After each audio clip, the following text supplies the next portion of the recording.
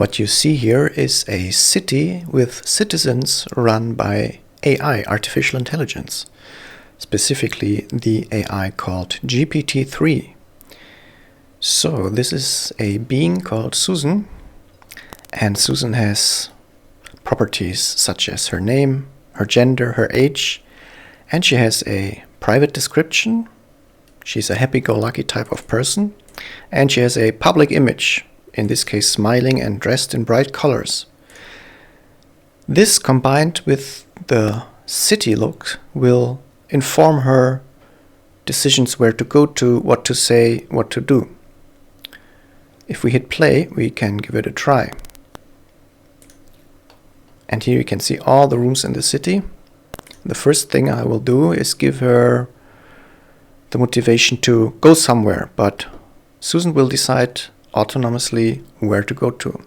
Let's hit play. And now the AI API is contacted, and she will give a reason for her goal. She says, I want to go to the nightclub because I want to meet new people. So let's see, where's the nightclub? There's the nightclub. And disclaimer, not every room has its distinct look.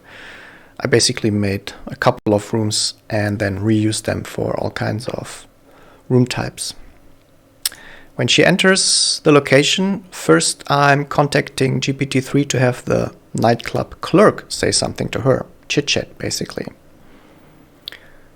And the nightclub owner, let's say, says, I'm 46 years old, I work in the nightclub, I've got 2 children, my son is 19, and he gives a long first chit-chat paragraph, and now Susan autonomously will try to answer that. I'm contacting GPT-3 again, and she says, I am 26 years old, they're overlapping, and I think she talks about her friend who can't find a job as a computer technician. And then the nightclub person will say something in return. She says, I don't have any common interests with my husband. We don't go out together. We have our own friends and we meet them. We have no children. They're very talkative. So the thing is, when the first person says something verbose, then the second person will kind of continue that style, because GPT-3 is kind of learning what it hears before. So it will continue with long sentences. But now I'm instructing to cut short the chit-chat, and Susan will ask for something based on her description and the place she's in that she wants. And I instructed the clerks of every location to be very friendly and helpful. So that will make it easier for her to get what she wants. Let's see what she says that she wants. And watch the thing held space. She says, I'd like to get a Bloody Mary, that cocktail. And the thing held will now contain Bloody Mary. So the bartender says, here you are.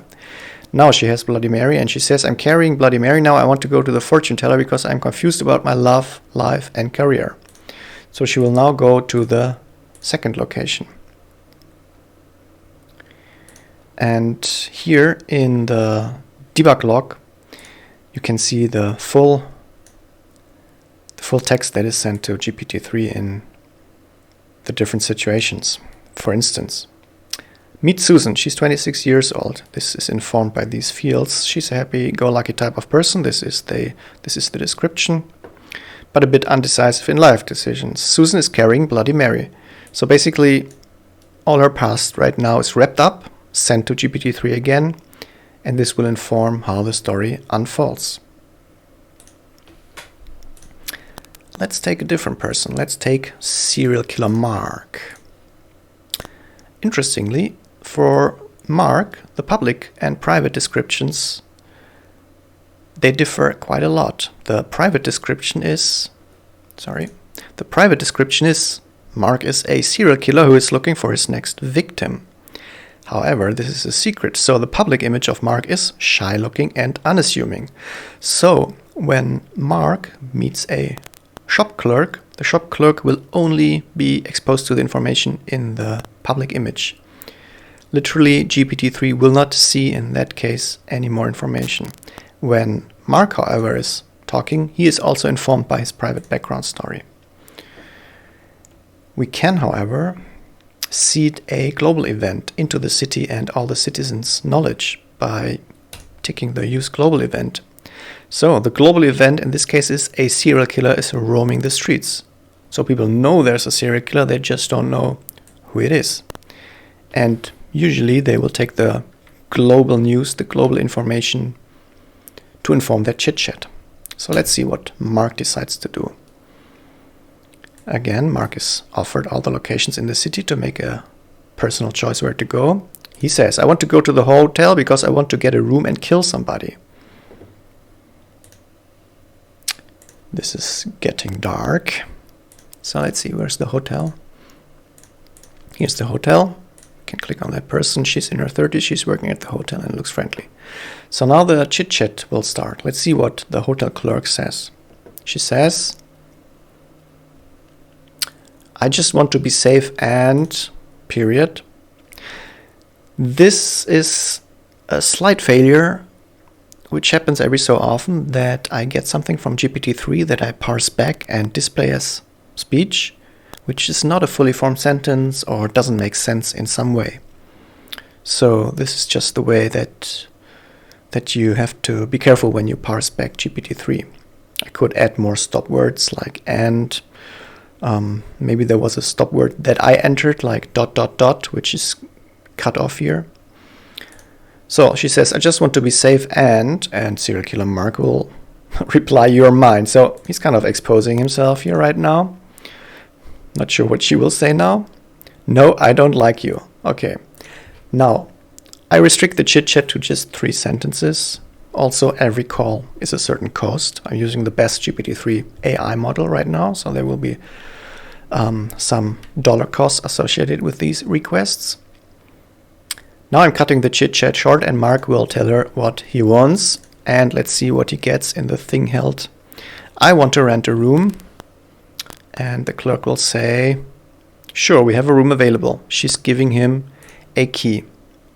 So it's important to note that in all of my program, I never talk about room keys or I never talk about serial killers want to go to hotels because X, Y, Z.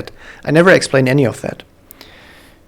The script only contains these template strings, which I feed based on this information to sort of short stories, which I then send to the API of the artificial intelligence, and then I parse back the structure that I get, the sentence or the title of the room and so on, to then inform what happens here. So yeah, let's take a look at another person. I have Agrobob, which is a very aggressive person, both publicly and privately. So Agrobob might pick fights. We have Detective Joe, a detective who always knows where to look for the next clue. So he might question people in this city. We have Jar Jar Binks. He's looking like an alien and speaks in funny ways. And just by this simple 1-2 sentence description, we suddenly have almost fully formed character reacting in funny, interesting, different ways. We have Clark Kent, superhero from another planet, secretly. Public image is strong, but otherwise normal looking. Let's give Clark Kent a try. Let's have another look at the city. These are all the rooms that Clark Kent can choose from. I also created a bunch of private apartments which are locked with a key, so Clark Kent might have one room, but he can't enter every apartment, so that's important for where he goes to. Let's hit play. And Clark is thinking. And he says, I want to go to the gym because I want to be buff. So apparently he wants to be even stronger, even though he's already Superman. So here's the gym. And every room, for simplicity's sake, has a single clerk right now. And the clerk says, I'm really worried. I hope I'm safe. So again, the universal knowledge for every citizen in the city is that there's a serial killer roaming. So they always talk about this, usually. And Clark Kent, aka Superman, answers, "Don't worry, John. I've been following the news every day. On newsstands now." So another semi-failure, because on newsstands now seems like a newspaper boy screaming that there's news to be bought right now. And the clerk answers, "Thank you, Clark. You're a really good friend." Let's see what Clark wants. "I'd like to get a membership for a week. Look at the thing held." Maybe he gets it. He gets a bill. The total charge is $200. So yeah, this is a little prototype. I kept the design monochrome and simplistic in a low poly fashion, because I didn't want very specific items to compete with the text. So basically, if Clark Kent gets a bill, then I can give just this generic object, and it's very abstract, so you can imagine it to be a bill, a key, a dumbbell, whatever fits the story, because the story is text driven. And I kind of parse back into text format. So the city is kind of abstract, and the people on purpose are also very abstract. There's many ways this could go. There could be a gameplay element where you define goals or you define solutions for existing goals. It could be a detective story where somebody has to find a murderer. It could be a multiplayer game. For instance, my friend and I, we chatted about kind of Among Us situation where in a multiplayer environment you don't know who's AI and who's not AI, and you have to find out who's a human. And you get you can score if you find out correctly, and others will try to pose as if they are AI, but they can't pose too obviously. So it's kind of a game of almost like how to become a counterfeit AI. So there's many options. One general challenge is, first of all, GPT-3 costs something. So if I were to release something with this, it would either have to be paid as a kind of premium subscription model, or there would have to be advertisement which kind of covers the GPT-3 costs. A way to get around this would probably be to stream this environment to Twitch, and the multiplayer element would then be fed by the chat to the environment here. So the chat could say say this, say that, and then a single agent running GPT-3 here could then sort of convey this to GPT-3. Another solution could be that it's just getting cheaper in the future. So this could be something for the future.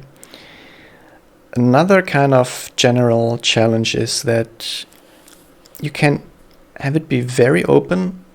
For instance, it would be a nice storyline if there would be an alien invasion and there would be a UFO landing in the city. That could be something that the characters come up with, because if you feed something to GPT-3, there's no limits to the special effects that it gives back to you. But then the big question is, how do you feed this back into your engine? Can you visualize it? Like, do I have a UFO 3D object? If I don't have it, then it's kind of challenging. Either I display back text, and then there's possibly a disconnect between the visuals here and the sort of planar text level. A different way to solve this would be to sort of have it text only to begin with. So imagine this map would be fully text.